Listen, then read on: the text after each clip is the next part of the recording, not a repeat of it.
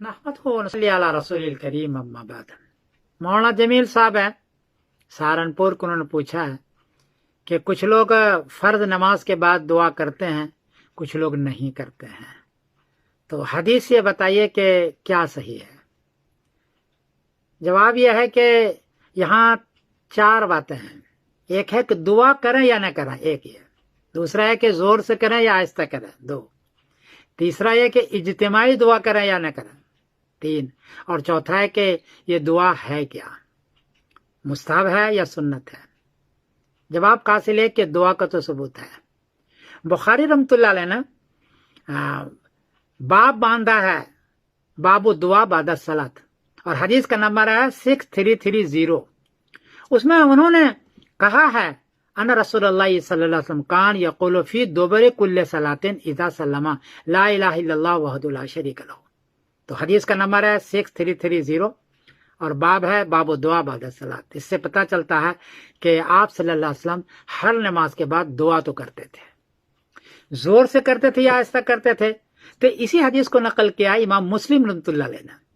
वहां लिखा कान रसूलुल्लाह सल्लल्लाहु अलैहि वसल्लम युहल्लिलु बिहिन्ना दुबुर कुल्ली सलात। इसको, इन दुआओं को हर नमाज के बाद युहल्लिलु जोर से पढ़ते थे, जोर से पढ़ते थे। हदीस का नंबर है बाब है इस्तेहबाब जिक्र बाद सलात, हदीस का नंबर है 594 मुस्लिम शरीफ। तो जोर से, लेकिन जोर कितना हो, बाज मस्जिद में गया तो बहुत जोर से पढ़ते हैं कि पीछे वाले की नमाज खराब हो जाए। ये नहीं है, क्योंकि आयत के अंदर है उदू रब्बकुम तज़र्रुअन व खुफिया, आहिस्ता पढ़ो। तो हमारे बुजुर्ग ये करते हैं कि जोर भी नहीं हो और आहिस्ता नहीं, धीमी धीमी आवाज से हो, ताकि पता चले कि आप दुआ कर रहे हैं और आवाम को भी पता चले कि आप दुआ कर रहे हैं। तो धीमी धीमी आवाज से हो, बहुत जोर भी नहीं। और युहल्लिलु बिहिन्ना दुबुर कुल्ली सलात पर अमल करते हुए आप थोड़ा सा आवाज भी निकालें। ये दो बातें हो गई। दुआ ये मुस्तहब है, सुन्नत भी नहीं कह सकते, दुआ ये दुआ मुस्तहब है। और हाथ उठा के करें, क्योंकि तिरमिज़ी शरीफ की हदीस में है और बुखारी शरीफ की हदीस में भी है कि नबी करीम सल्लल्लाहु अलैहि वसल्लम हाथ उठाते थे सुम्मा रफा यदई और रहे तो ब्याज ये बताई। बुखारी शरीफ है 6341, जिससे मालूम हुआ कि हाथ भी उठाया जाए। तो दुआ करना ये भी जरूरी है, छोड़ा नहीं। और थोड़ा सी आवाज हल्की हल्की निकालें, बहुत जोर से भी नहीं, बेआहिस्ता नहीं, ये दोनों है। और हाथ भी उठाएं, क्योंकि हदीस में मौजूद है। जिन मुल्कों में दुआ करने का रिवाज नहीं है, मैंने देखा कि आवाम को दुआ का पता ही नहीं है, वो नमाज के बाद वो भाग जाते हैं, नमाज के बाद सुन्नतें भी नहीं पढ़ते, फौरन सलाम के बाद भाग जाते हैं। इसलिए इमाम को चाहिए कि कभी कभी छोड़ दे, लेकिन एहतमाम भी करे, ताकि लोगों को पता चले कि दुआ है, क्योंकि दुआ मुख्कुल इबादा है। तिरमिज़ी शरीफ की हदीस है कि दुआ मुख्कुल इबादा। तो ये चार बातें हो गई।